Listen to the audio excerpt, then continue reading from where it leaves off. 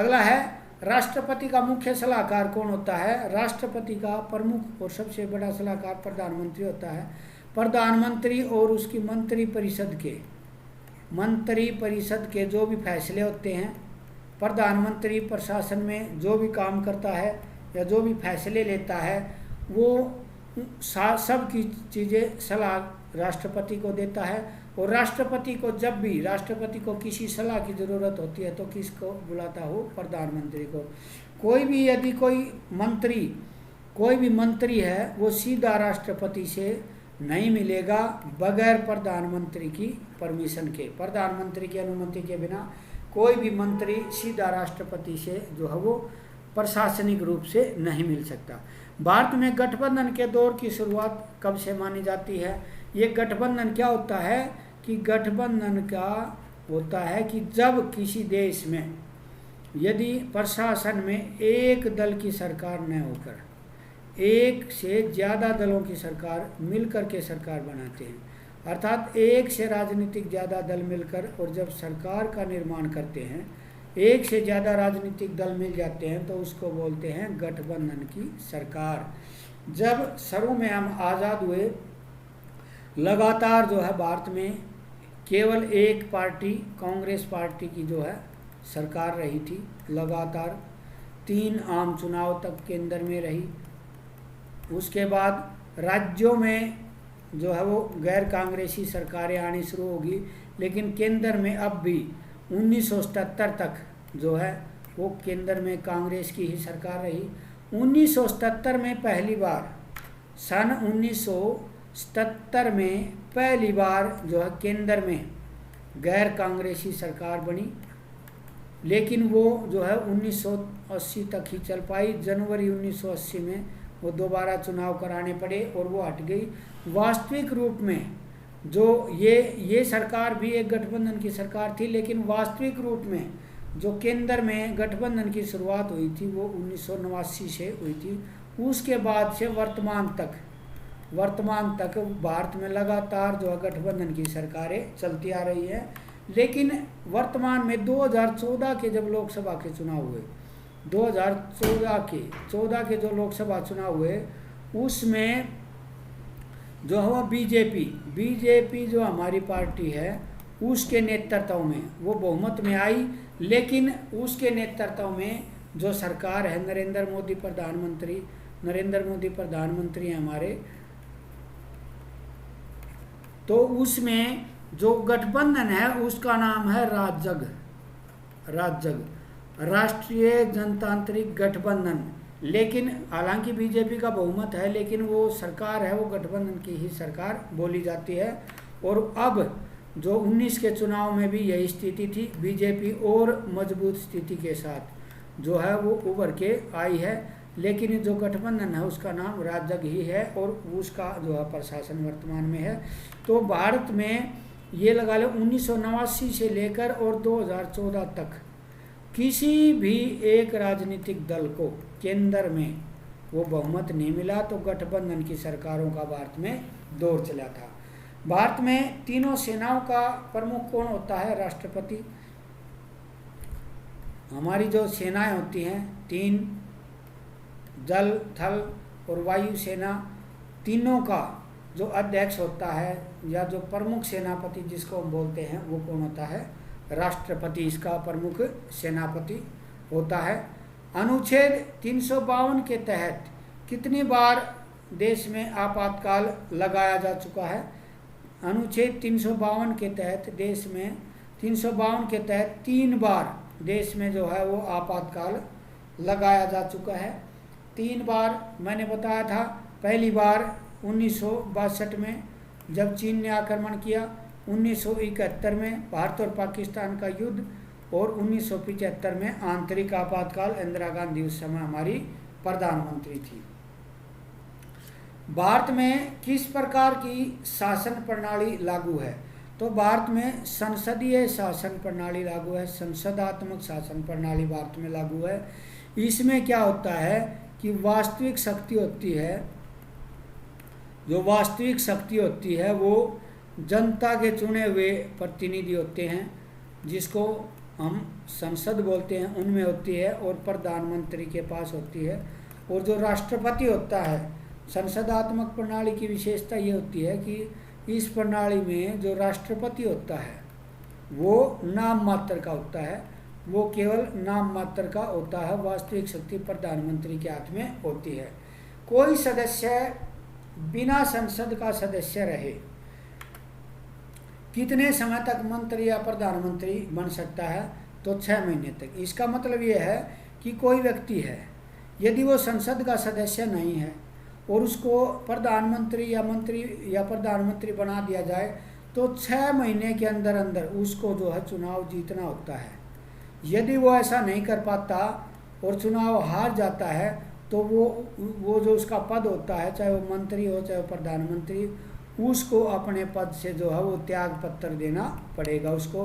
तो मैक्सिमम 6 महीने तक जो है कोई भी व्यक्ति, अर्थात इसका मतलब ये है कि कोई व्यक्ति यदि वो चुनाव में खड़ा नहीं हुआ और प्रधानमंत्री उसको कोई मंत्री बना दे या हमारे जो सांसद हैं उस व्यक्ति को प्रधानमंत्री बना दे जो बगैर चुनाव लड़े प्रशासन में है, तो उसको कितने दिन तक? 6 महीने के अंदर अंदर 6 महीने के अंदर अंदर चुनाव जीत करके जो है उसकी संसद की सदस्यता, किसकी? संसद में दोनों सदन होते हैं, लोकसभा या राज्यसभा, इसकी सदस्यता उसको ग्रहण करनी अनिवार्य होती है। और यदि ये व्यवस्था राज्य में है तो उसको राज्य की विधानसभा में भी सेम पैटर्न लागू होता है। मंत्रिपरिषद का मुखिया कौन होता है? प्रधानमंत्री। मंत्रिपरिषद क्या होती है कि जो भारत में जो मंत्री होते हैं, विभिन्न विभाग होते हैं, आपने सुना होगा रेल मंत्री, कोयला मंत्री, विदेश मंत्री, संचार मंत्री, अर्थात जितने भी मंत्री होते हैं वो अलग अलग, प्रत्येक मंत्री अपने विभाग का एक मुखिया होता है और उन मंत्रियों का जो हेड होता है वो मंत्री सारे मिलकर के मंत्री परिषद का गठन करते हैं और मंत्री परिषद का जो हेड होता है उसको क्या बोलेंगे हम? प्रधानमंत्री। अगला है, भारत में पहले गैर कांग्रेसी प्रधानमंत्री कौन थे? भारत में पहले गैर कांग्रेसी प्रधानमंत्री मोरारजी देसाई 1977 में बने थे और 1900 जो है ये 79 तक जो ये रहे थे, मतलब लगभग ये लगा लो 2 साल से भी कम का टाइम पीरियड तक ये रहे थे। तो मार्च में इनकी सरकार बनी थी, मार्च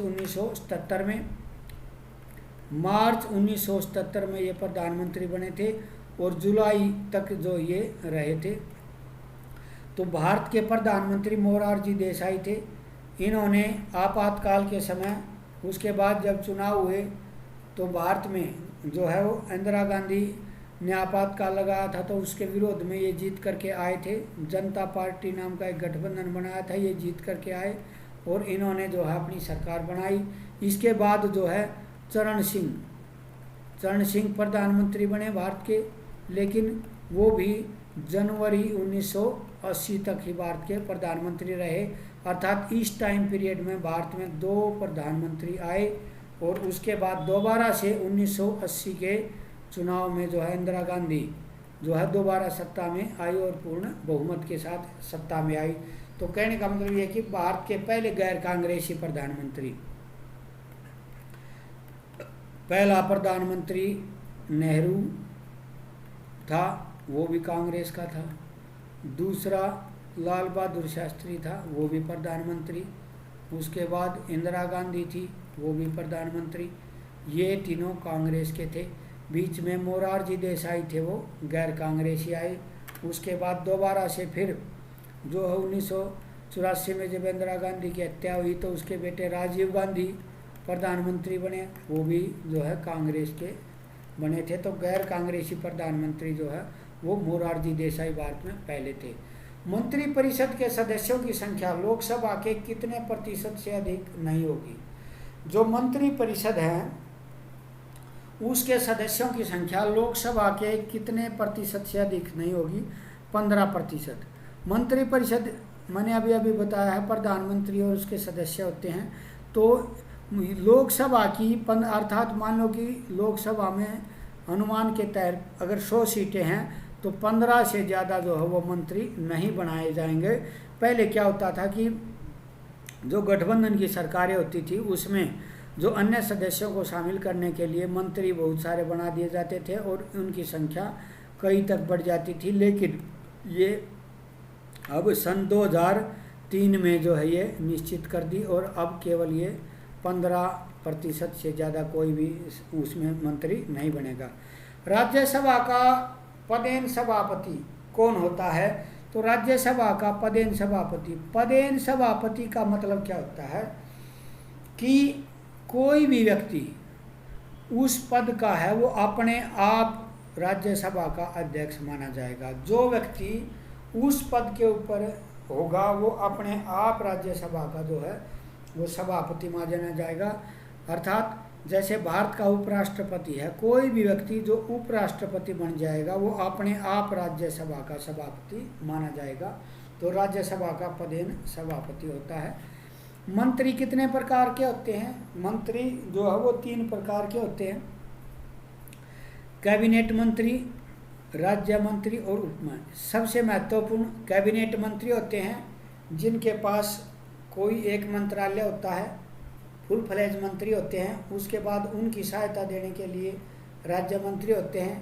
इनको मंत्री किसी राज्य का जो है किसी विभाग का जो है वो किसी क्षेत्र का भार सौंप सकता है। और इन दोनों की सहायता करने वाले जो मंत्री होते हैं वो उपमंत्री होते हैं। इनके पास किसी भी विभाग का स्वतंत्र प्रभार नहीं होता। तो मंत्री कितने प्रकार के होते हैं? 3 प्रकार के जो है मंत्री होते हैं। सबसे महत्वपूर्ण है वो है कैबिनेट मंत्री, उसके बाद राज्य मंत्री, उसके बाद उपमंत्री। अगला है स्टूडेंट, इस वीडियो में हमने इतने क्वेश्चन कवर किए हैं। पूरी जो भारत का संविधान की बुक है उसकी पूरी जो वीडियो है वह 3 घंटे से ऊपर की है, लेकिन आपके टाइम को ध्यान में रखते हुए हमने इसको छोटे छोटे पार्टों में विभाजित किया है। और इससे अगले क्वेश्चन देखने के लिए इसके बाकी सारे भागों को आप ज़रूर देखें। इससे अगले जो क्वेश्चन है वो इसका नेक्स्ट पार्ट में है और इसके जितने भी पार्ट बनाए हैं सभी को आपने ज़रूर देखना है, क्योंकि इसमें इंडियन पॉलिटी के सभी टॉपिक को हमने कवर करने की कोशिश की है। जो बेसिक क्वेश्चन आपके एग्ज़ाम के व्यू से जितने भी बनते हैं लगभग सारे क्वेश्चन हमने इसमें कवर किए हैं। तो कृपा करके इसके अन्य भागों को ज़रूर देखें और इस पूरी सीरीज़ को जो है कंप्लीट रूप से ध्यान से देखें। धन्यवाद।